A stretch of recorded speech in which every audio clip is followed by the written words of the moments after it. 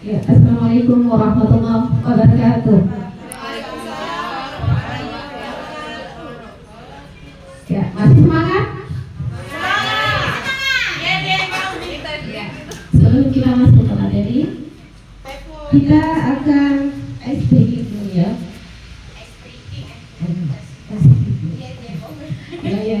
Ya.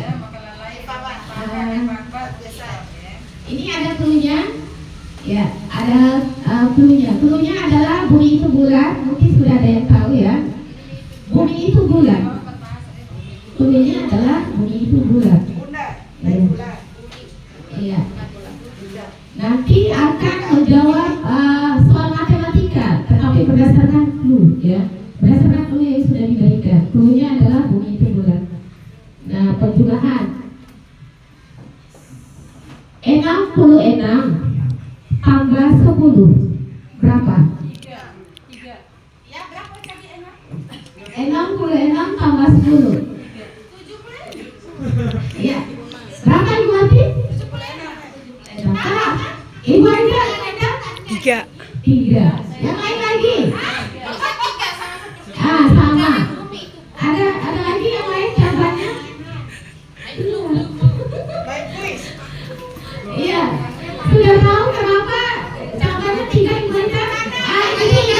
Ada bulatnya 1 jadi 2. 2 tambah nolnya itu. Iya. Yang dihitung adalah bumi itu bulat. Berarti yang diperhatikan adalah nolnya. Karena enak pada bulat. Iya, tepuk tangan dulu dong untuk kita semua. Hari ini kita belajar bersama tentang budaya positif. Ini merupakan salah satu modul yang kami pelajari di kegiatan guru penggerak. Dan ini kami akan melakukan penyebaran pemahaman atau diseminasi terkait budaya positif itu sendiri ya. Nah, sebelum kita masuk ke budaya positif, mungkin ini pasti sudah banyak yang tahu di sini nih, apa sih budaya positif? Atau pernah dengar kata budaya positif enggak? Pernah. Sekarang apa sih budaya positif itu? Mungkin Ibu ini apa sih budaya positif? Kalau budaya positif yang saya pahami adalah sesuatu yang menjadi tradisi kita yang memiliki karakter baik yang bisa kita teruskan atau kita sebarkan kepada peserta didik kita. Ya, demikian Bu Ana. Terima kasih kepada Ibu ini. Ibu ini tadi memberikan jawaban bahwa budaya positif itu adalah tradisi ataupun kebiasaan baik. Mungkin ada pendapat lain? Apa itu budaya positif? Sekarang saya mohon kesediaan Pak tentang budaya positif. Apa sih budaya positif itu? Saling bermanfaat untuk orang lain, memberikan bantuan kepada yang membutuhkan, memberi contoh teladan yang baik kepada warga maupun peserta didik. Iya, tepuk tangan Dong untuk Pak Akbar.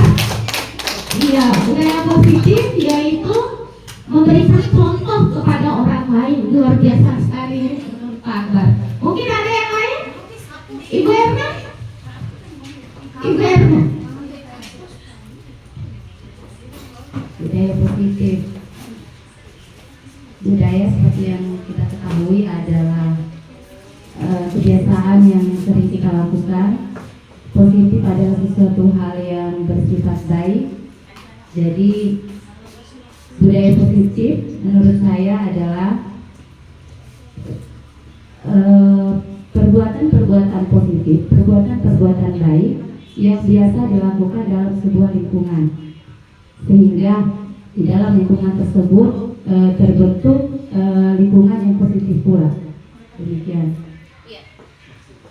Terima kasih banyak untuk Ibu Guru Erna yang begitu luar biasa yang sudah menjabarkan perkata ya dan makna perkataannya ya. Ya tadi budaya positif itu Ibu Erna sudah menjelaskan adalah kebiasaan, kemudian positif itu adalah kebaikan. Ya. Sekarang kita lanjut ke ya. Lanjut enggak? Yang sebelumnya. Iya. Nah itu diwarisnya. Bukan. Yang setelah budaya positif tadi itu. Ya itu. Ya, selain itu.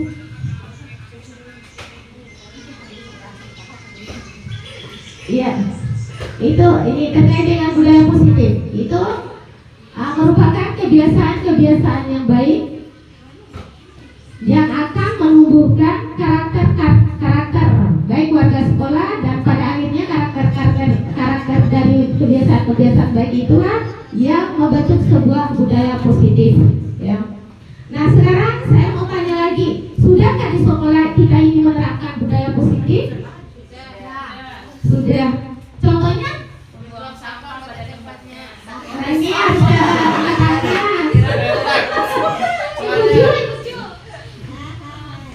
Contoh kegiatan kita yang menjadi Budaya kebiasaan positif kita. yang biasa kita lakukan di sekolah kita seperti membuang sampah pada tempatnya, ya, dalam gerakan Garusu, iya, Garusu, gotong royong. Kembali lagi jawaban saya. Apakah Terima kasih kepada Ibu Jurani. Apakah cuma Garusu saja kebiasaan baik kita yang ada di sekolah? Apalagi nih yang merupakan budaya positif itu? Iya, selesai upacara sama iya. Selesai apa sih namanya? Selesai upacara itu kebiasaan apa namanya? Saling. Ya, untuk mendekatkan. Ya, untuk menciptakan rasa hormat peserta didik kepada gurunya. Selain itu banyak sekali ternyata kegiatan kita di SD 14 Hadiah Kota Bina ini kebiasaan-kebiasaan yang merupakan bagian daripada budaya positif itu sendiri. Ya, yaitu murafare. Murafare ini suatu kegiatan yang sangat luar biasa sekali. Ya, yaitu murafal Quran dengan menghafal dan menerapkan makna dengan menerapkan makna ya. Kemudian ada lagi sapa-sama, sarapan dan berbagi bersama. Ya, sarapan dan berbagi bersama itu mengajarkan peserta didik untuk memiliki rasa solidaritas yang tinggi, saling berbagi kepada sesamanya. Dan yang ketiga apa lagi? Hari Kamis. Iya, banyak sekali ya ternyata kegiatan kita sudah sangat ini banyak mewujudkan budaya positif itu sendiri di sekolah kita. Ya, penerapannya juga yang berbeda-beda. Itu ada lagi di setiap kelas. Apa sih yang dibuat oleh wali kelas itu? Yang ya, apa sekali? Apa sih 5S itu? Ada yang bisa nggak? Apa dong kali ini? 5S. Iya. 5S. Ya, 5S yang saya ketahui yang pertama salam, sapa, senyum, sopan, santun. Tepuk tangan dong. Luar biasa. Yang pertama adalah Salam. kemudian senyum, sapa, kemudian senyum, kemudian sopan dan santun. Itu merupakan budaya yang sangat kalau kita dibiasakan setiap hari itu sangat berefeknya luar biasa sekali kepada peserta didik kita. Lanjut, ini budaya positif. Konsep inti daripada budaya positif itu yang pertama adalah perubahan paradigma belajar, kemudian disiplin positif, nilai-nilai kebajikan, kebutuhan dasar manusia, motivasi perilaku manusia, posisi kontrol guru, keyakinan kelas, dan segitiga restitusi. Lanjut.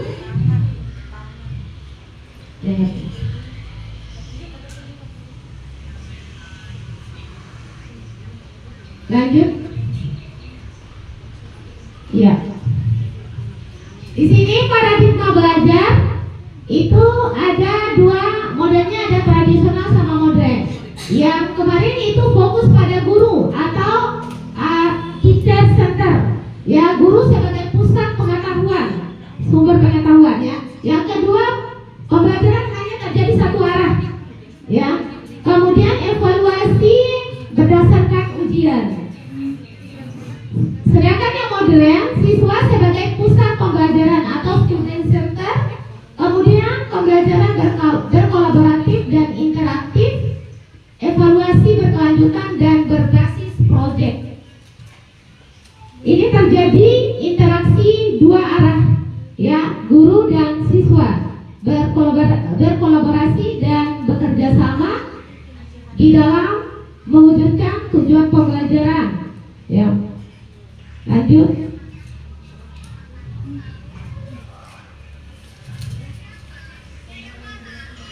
Kemudian ada di sini miskonsepsi tentang teori kontrol, yaitu ilusi ya, guru itu mengontrol murid. Kemudian ilusi juga bahwa kritik dan membuat rasa bersalah mampu menguatkan karakter. Ya, itu sifatnya ilusi. Kemudian ilusi juga bahwa semua penguatan positif efektif dapat bermanfaat.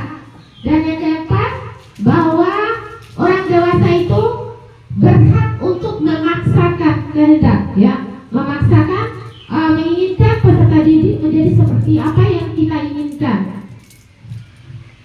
Ya, lanjut. Nah, kemudian kita mengubah paradigma atau stimulus respon ke pendekatan teori kontrol. Ya, di situ ada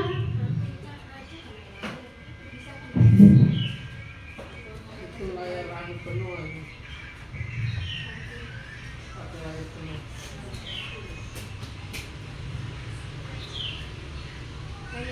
iya. Bisa cepat aja pakai.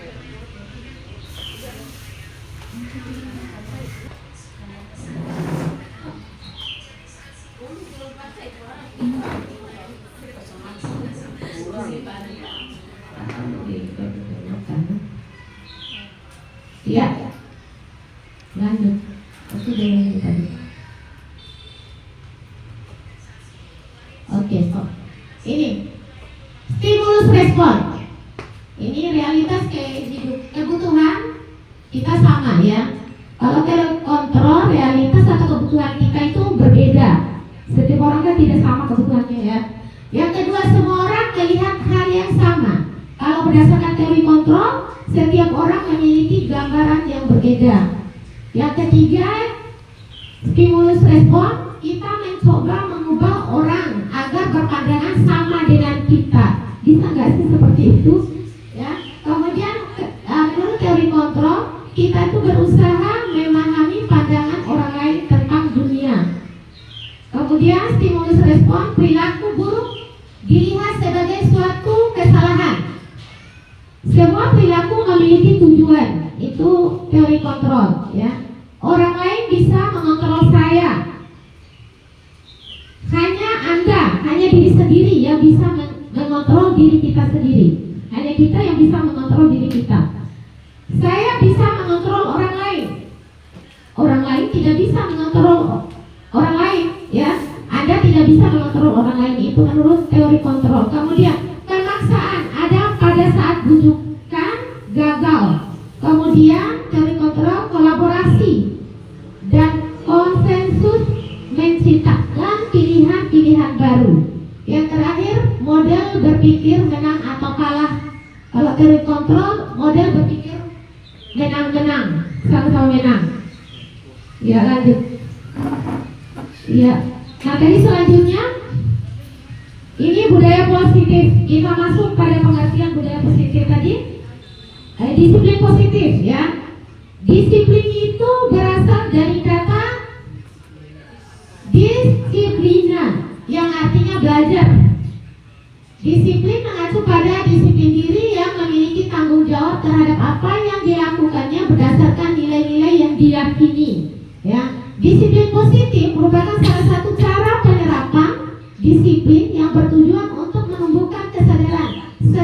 memberdayakan peserta didik tanpa imbalan ataupun penghargaan atau reward atau ancaman dan hukuman. Ya. Sebagai pendidik, tujuan kita adalah menciptakan peserta didik yang memiliki disiplin diri sehingga mereka berperilaku mengacu kepada nilai-nilai kebajikan universal dan memiliki motivasi intrinsik. Intrinsik itu dari dalam diri dalam perubahan perilaku ke arah yang lebih baik. Ya.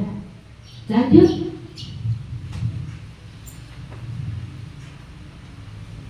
Ya, ini adalah nilai-nilai kebajikan, nilai-nilai kebaikan.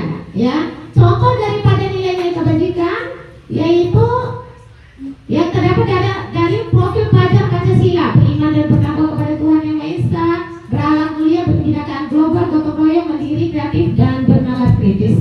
Kemudian toleransi, rasa hormat, integritas, mandiri, menghargai, antusias, empati, keingin-tahuan, kreativitas, kerjasama, percaya diri, dan komitmen. Dan dapat dipercaya, untuk keterampilan hidup itu dapat dipercaya, lurus hati, pendengar yang aktif, tidak merendahkan orang lain, dan memberikan yang terbaik dari diri. Ya, lanjut.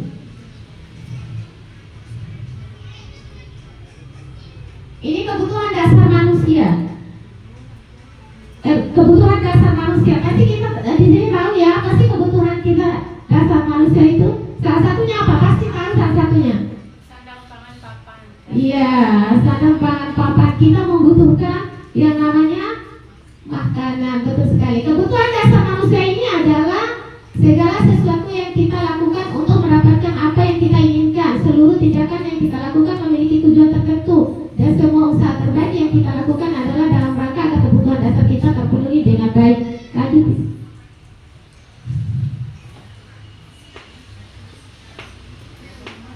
Ya, ini juga kebutuhan dasar manusia, yaitu untuk bertahan hidup. Ya, seperti yang dikatakan Ibu ini tadi, yaitu kita membutuhkan makanan, pakaian, tempat tinggal, keamanan, dan kesehatan. Kemudian kita menginginkan rasa kasih dan rasa diterima. Ya, rasa diterima, diperdulikan, berbagi, kerjasama, menjadi bagian dalam kelompok. Kita kan ingin diterima dalam suatu kelompok. Ya, penguasaan, harga diri, keinginan untuk dianggap memimpin, berprestasi, diakui dan didengar. Kemudian kebebasan, ada mandiri, ya, memiliki pilihan, mencoba hal baru, mampu mengendalikan arah dirinya. Ya, bermain itu kesenangan. Kita butuh bermain, humor, antusiasme dan tertawa.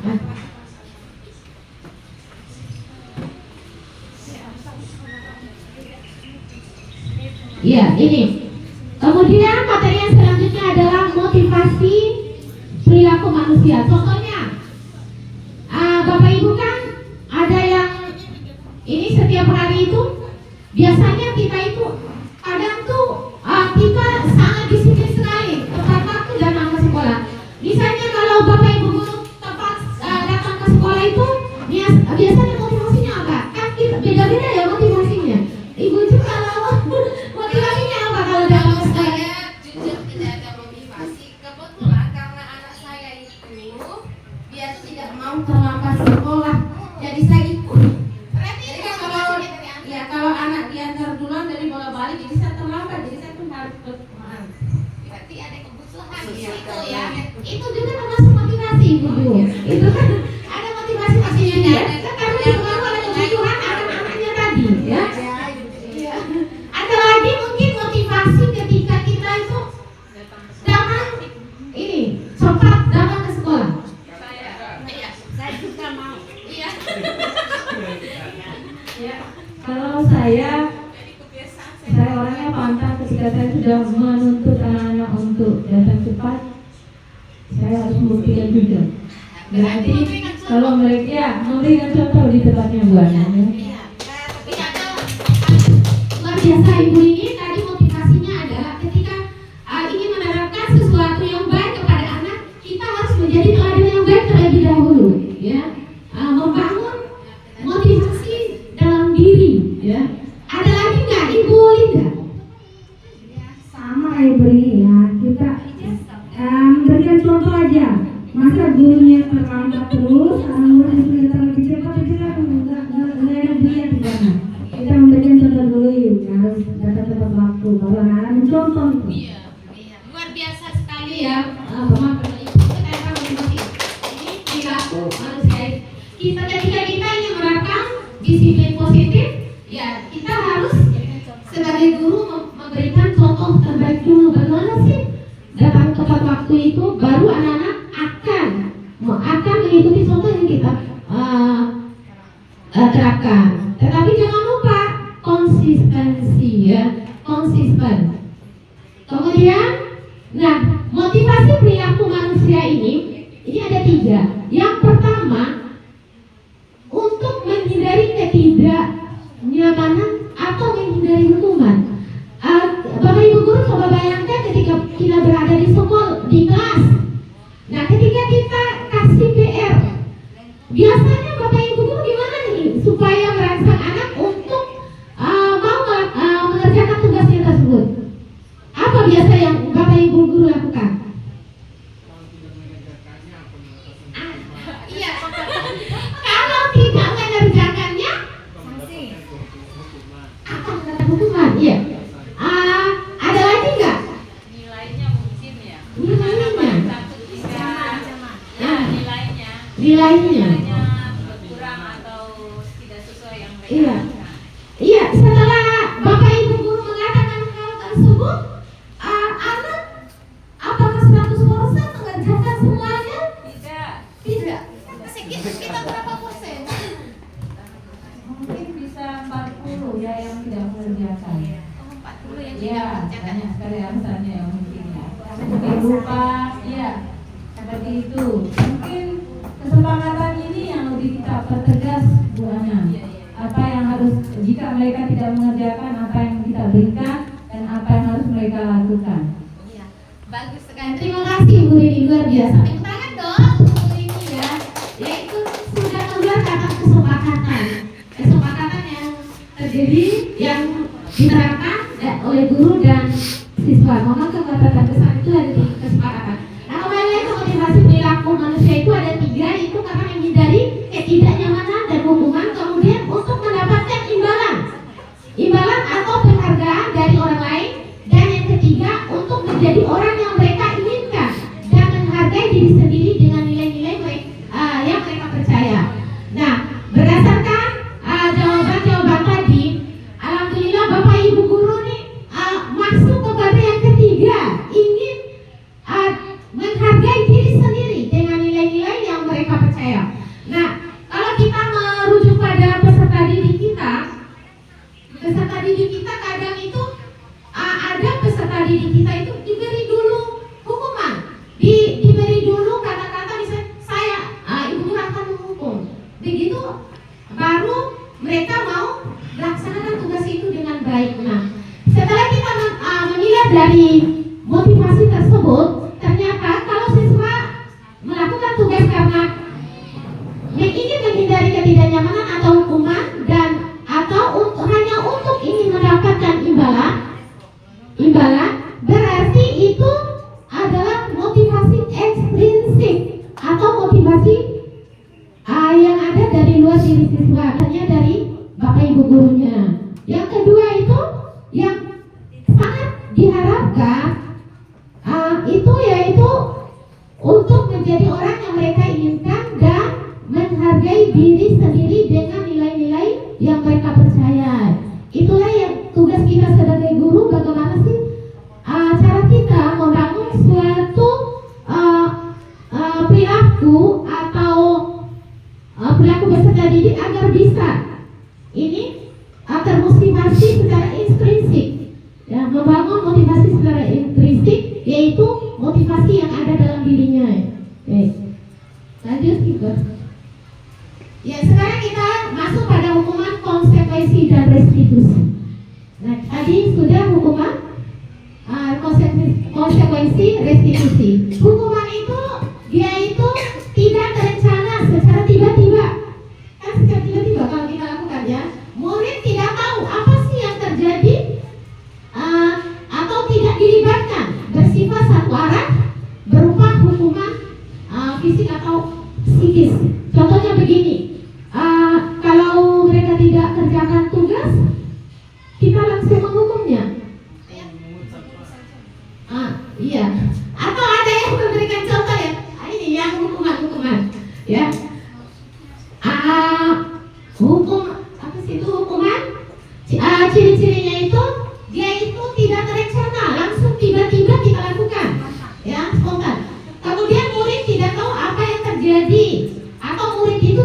terlibatnya ya dalam sebuah proses itu ya.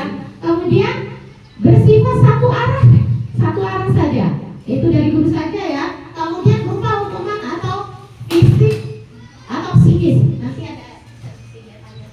Kemudian konsekuensi itu rencana sudah mulai agak meningkat dari sebuah hukuman.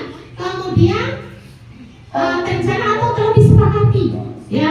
Kemudian murid tetap dibuat tidak nyaman. Sikap guru